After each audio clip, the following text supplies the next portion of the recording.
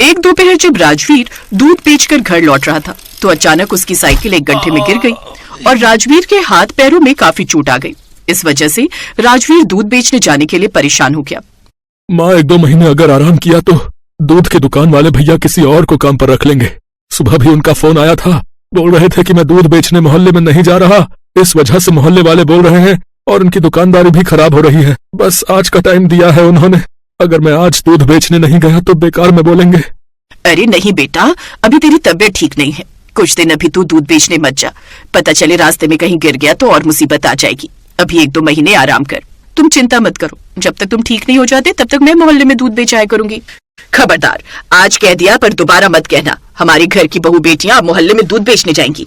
जानती भी हो जमाना कितना खराब है। मोहल्ले वाले बातें बनाएंगे कि कैसी बेशर्म बहू है जो दूध बेचने निकली है। इसमें बेशर्मी की क्या बात है माँ जी? पति के काम में हाथ बटाना क्या गलत है? आज राजवीर जी को मेरी जरूरत है।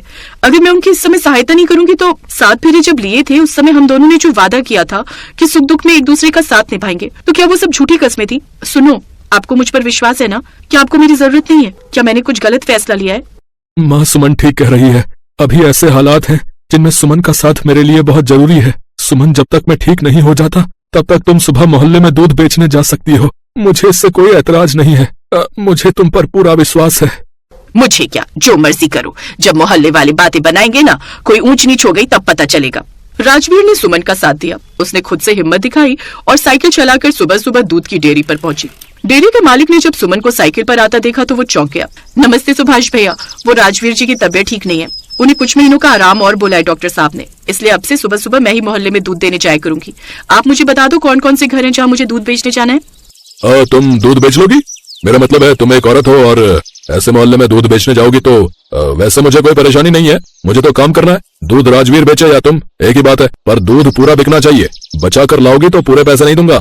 चिंता मत करो सुभाष भैया, मैं पूरी मेहनत से काम करूंगी, आपको कोई शिकायत नहीं होगी। बस दूध बेचने का काम आप किसी और को मत देना। मैं रोजाना सुबह जल्दी आ जाया करूंगी। पहली बार मोहल्ले में किसी घर की बहू को साइकिल पर दूध बेचते हुए देखकर मोहल्ले के सभी लोग हैरान रह गए। चाची, आपका 1.5 किलो है ना, ये लो। तू तो राजवीर की पत्नी है ना, तो साइकिल पर दूध बेचने निकली है। ऐसे दूध बेचते हुए तुझे शर्म नहीं आ रही? चाची, काम करने में कैसी शर्म? मेहनत करना कोई पाप तो नहीं है। आप जानते हो ना मेरे पति की तबीयत ठीक नहीं है। उनका पिछले कुछ समय पहले एक बड़ा एक्सीडेंट हुआ था। अब घर में कोई और तो है नहीं काम करने वाला, तो मैंने इस काम को कर लिया, तो इसमें शर्म कैसी चाची? ये आपका दूध, पैसे मुझे दे दो। अब रोजाना ही सुमन मोहल्ले में घर घर दूध पहुंचाने लगी। अब सुमन की चर्चा पूरे मोहल्ले में हो गई थी कि सरला देवी की बहू मोहल्ले में सुबह सुबह दूध बेचती है। एक दिन सुभाष सुमन से बोला, सुमन, मोहल्ले में दूध बेचने के बाद तुम्हारे पास मैंने देखा है काफी समय बच जाता है। मेरे पास इस समय घी बनाने के लिए कोई कारीगर नहीं है। अगर तुम चाहो तो बाकी का समय मेरी दुकान पर घी बनाने का काम करके एक्स्ट्रा पैसे कमा सकती हो। काम तुम्हारा उतनी ही देर में होगा, बस तुम्हारा समय जो बचा रहता है उसका उपयोग हो जाएगा। मैं तुम्हारे भले के लिए बोल रहा हूँ। तुम मेरी बहन जैसी हो और मुझे तुम बहुत मेहनती दिखाई देती हो। ठीक है सुभाष भैया, मुझे तो वैसे भी एक्स्ट्रा काम की जरूरत थी, मैं बना दिया करूंगी घी। अभी बना जाऊं क्या? हाँ, अभी तो टाइम है तेरे घर जाने में, बना दे और आज के पैसे लेती जाना। अब वो सुमन को खुद काम देता था क्योंकि उसकी भी तो दुकानदारी से कमाई पड़ रही थी। उस दिन सुमन सुभाष की दुकान पर जब घी बना रही थी तब सुमन के पड़ोस में रहने वाली ललिता उसे देख लेती है। सुमन तो सुभाष से भाई की तरह हंस बोल रही थी। उस दिन सुमन सुभाष की दुकान पर जब घी बना रही थी तब सुमन के पड़ोस में रहने वाली ललिता उसे देख लेती है। सुमन तो सुभाष से भाई की तरह हंस बोल रही थी, पर ललिता को ये सब गलत लगा और उसने सुमन की सास के कान भर दिए। देखो सरला बहन, मुझे गलत मत समझना। तुमने अपनी बहू को दूध बेचने की अनुमति दे दी, पर तुम्हें पता है तुम्हारी बहू दूध बेचने के बहाने सुभाष के साथ राम राम राम राम। अब मैं क्या ही बोलूं, मुझे तो कहते हुए भी शर्म आ रही है। मोहल्ले के सब लोग जानते हैं कि तुम्हारी बहू का सुभाष के साथ चक्कर है। ललिता, ये क्या बकवास कर रही हो? मेरी बहू ऐसा नहीं कर सकती। वो मेरे राजवीर से बहुत प्यार करती है। और हाँ, धीरे बोलो, राजवीर अंदर सो रहा है। ये फालतू की बातें मत करो। सुमन ने राजवीर से कहा था कि वो कुछ ऐसा गलत काम नहीं करेगी जिससे हमारे परिवार की बदनामी हो। पता नहीं तुम अपने मन से क्या ही बोल रही हो। अच्छा, यकीन नहीं होता तो कल सुबह अपनी आंखों से देख लेना। दूध बेचने के बाद तुम्हारी बहू बाकी का समय सुभाष की दुकान पर क्यों बिताती है, सब कुछ आंखों के सामने आ जाएगा। ललिता ने सुमन की सास को भड़का दिया और अगले दिन जब सुमन दूध बेचने निकली तो सरला उस पर नजर रखने के लिए उसके पीछे पीछे गई। सरला सुमन को दूध बेचते हुए देख रही थी और कुछ देर बाद सुमन एक पुराने से टूटे हुए घर के बाहर गई। सरला सब कुछ चोरी छिपे देख रही थी। राजू बेटा, जल्दी से अपना दूध का गिलास ले आओ। सुमन, तुम राजू को रोजाना 1 गिलास दूध दे देती हो, पर बदले में मैं तुम्हें कभी भी पैसे नहीं दे पाती। तुम्हारे भी तो दूध खरीदने में पैसे लगते होंगे ना, तुम रहने दिया करो सुमन। रजनी भाभी, मैं जानती हूँ आप घरों में काम करके राजू को पढ़ा लिखा रही हो, ताकि एक दिन राजू बड़ा होकर अपने पैरों पर खड़ा होगा, अच्छी नौकरी पर लगेगा तो तुम्हारे सारे दुख दूर हो जाएंगे। मैं तो बस यही चाहती हूँ कि राजू का सपना पूरा हो और वो पढ़ लिख कर खूब बड़ा आदमी बने। इसके लिए राजू को रोजाना 1 गिलास दूध पीना भी तो जरूरी है।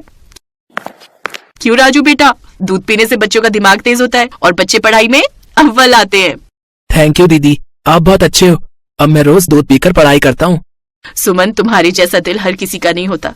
भगवान तुम्हें जीवन की सारी खुशियां दे और तुम्हारे पति राजवीर भी जल्दी ठीक हो जाए। मैं तो भगवान से यही प्रार्थना करती हूँ। सरला सब कुछ देख और सुन रही थी। कुछ देर बाद सुमन दूध की डेयरी पर पहुंची। आ गई सुमन बहन, अगर थक गई हो तो कल घी बना लेना। नहीं सुभाष भैया, थकी नहीं हूँ, मैं बना जाती हूँ।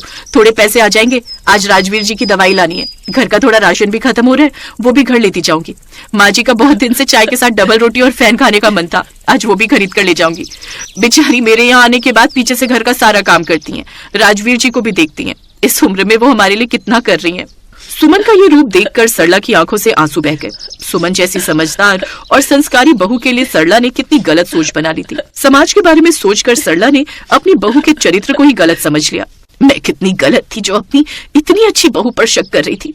धिक्कार है मुझे। आज के बाद मैं अपनी बहू के लिए कभी कुछ गलत नहीं सोचूंगी। मेरी बहू लाखों में एक है। उस दिन के बाद मोहल्ले में कभी भी सुमन के बारे में सरला से कोई कुछ गलत बात कहता तो सरला उन्हें मुंह तोड़ जवाब देती थी। कुछ समय बाद राजवीर की तबीयत में सुधार हो गया, पर सरला ने सुमन को भी उसके साथ काम करने के लिए कहा। अपनी सास के बदलते नए विचारों को देखकर सुमन भी बहुत खुश थी। सुनिए, जरा देखिए ना। हाँ बताओ, क्या हुआ? मैं कैसी लग रही हूँ? अच्छी लग रही हो। अब चले, लेट हो रहे हैं। ये क्या बात हुई? आप कभी मेरी तारीफ नहीं करते। ये क्या बचपना है शिवांगी, चलो पहले ही बहुत लेट कर दिया तुमने।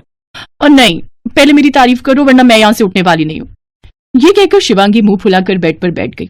ये देखकर उसके पति आशीष ने उससे पूछा, तो तुम नहीं चलोगी? पहले मेरी तारीफ करो फिर चलूंगी पक्का। उफ, क्या मुसीबत है। अच्छा बाबा ठीक है, तो सुनो फिर, तुम बहुत प्यारी लग रही हो। तुम्हारा मेकअप तुम पे बहुत सूट कर रहा है। तुम्हारी चूड़ियां और ये ज्वेलरी, ये भी बहुत सुंदर है। तुम सच में बला के खूबसूरत लग रही हो आज। अब खुश? हाँ, बहुत खुश। अब चलिए ना, कितना लेट करेंगे? शिवांगी की इस बात पर आशीष मुस्कुरा दिया और फिर दोनों फंक्शन अटेंड करने के लिए निकल गए। फिर उसी रात फंक्शन से लौटने के बाद, सुनिए। हाँ बोलो। आपने मेरे बालों के बारे में तो कुछ बोला ही नहीं। बताइए ना, आज मेरे बाल कैसे लग रहे थे? अरे यार, फिर वही सब शुरू कर दिया तुमने। बताइए ना, कैसे लगते हैं आपको मेरे बाल? हाँ ठीक ही है। क्या कहा आपने? बस ठीक? अरे जरा ध्यान से देखिए। देखो शिवांगी, तुम्हारे बाल अच्छे हैं, लेकिन तुम्हें इस बात पर घमंड नहीं करना चाहिए। घमंड करने लायक हैं मेरे बाल, तो क्यों ना करूं? आप खुद बताओ, आपने देखे हैं किसी के भी इतने अच्छे बाल? हाँ मैंने तो देखे हैं, पर लगता है तुमने नहीं देखे। कभी पड़ोस वाली सरिता भाभी से जाकर मिलना, तब तुम्हें पता चलेगा कि अच्छे बाल किन्हें कहते हैं। चलो गुड नाइट, मुझे बहुत नींद आ रही है।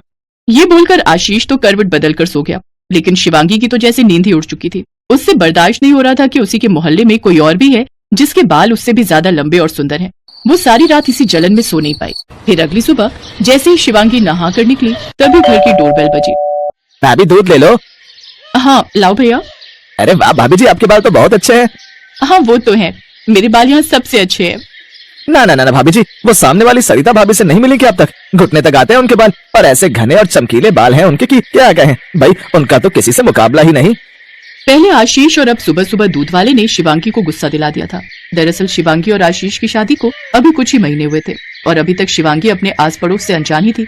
लेकिन अब तो उसे सरिता भाभी से मिलना ही था। शिवांगी ने दिमाग लगाया और एक खाली कटोरी लेकर फौरन सरिता के घर पहुंच गई। और जैसे ही सरिता ने दरवाजा खोला तो उसके बाल देखकर वाकई शिवांगी का मुंह खुला रह गया। जी बताइए। मैं शिवांगी, मैं आपके पड़ोस में। हाँ, मैं समझ गई, आप आशीष भैया की पत्नी है ना? आओ अंदर आओ ना। नहीं, वो मैं बस ये पूछने आई थी कि थोड़ा दही होगा क्या आपके पास? हाँ है ना, बस अभी लाई। जैसे ही सरिता दही लेने के लिए पीछे मुड़ी तो उसके घने और घुटनों तक आते काले लंबे बाल देखकर मानो शिवांगी की सांस ही अटक गई। वो गुस्से में बिना दही लिए ही अपने घर चली आई। उसका चेहरा गुस्से से लाल था। वो मन ही मन अपनी पड़ोसन सरिता से नफरत करने लगी थी। और फिर एक दिन, बेटी मैं भूखा साधु बड़ी उम्मीद से तेरे दरवाजे आया हूँ, कुछ खिला दे तो भगवान तेरी हर कामना पूरी करेगा। अब सुबह की 2 रोटी बची है और सब्जी भी है, मैं अभी लेकर आई, आप बैठो। शिवांगी ने साधु को सब्जी के साथ 2 रोटी खाने को दी। साधु वाकई बहुत भूखा था। उसने बड़े मन से वो रोटियां खाई और फिर क्या बात है बेटी, कुछ परेशान लगती हो। हाँ परेशान तो हूं मैं, पर आप मेरी कोई मदद नहीं कर सकते। आप क्या मेरी मदद कोई नहीं कर सकता। तूने इस भूखे साधु को खाना दिया है तो इस अच्छे कर्म का फल तो तुझे देकर ही जाऊंगा बेटी। इतना कहकर साधु बाबा ने अपने झोले में हाथ डाला और फिर उसमें से कुछ निकालकर शिवांगी के हाथ पर रख दिया, जिसे देखते ही शिवांगी मुंह बनाते हुए बोली, हैं? ये क्या? एक अखरोट, इसका मैं क्या करूं? ये कोई मामूली अखरोट नहीं है। पूरी श्रद्धा से इसे भगवान का भोग लगाकर खा लेना, फिर जो इच्छा मांगेगी वो पूरी हो जाएगी। हैं? सच में क्या? जो मैं चाहूं वो हो जाएगा? हाँ, जो तू चाहे, लेकिन हाँ हाँ ठीक है बाबा, मैं समझ गई। अब आप जाओ, मुझे जाकर पूजा करनी है। शिवांगी ने साधु की पूरी बात सुने बिना ही उनके मुंह पर ही दरवाजा बंद कर दिया।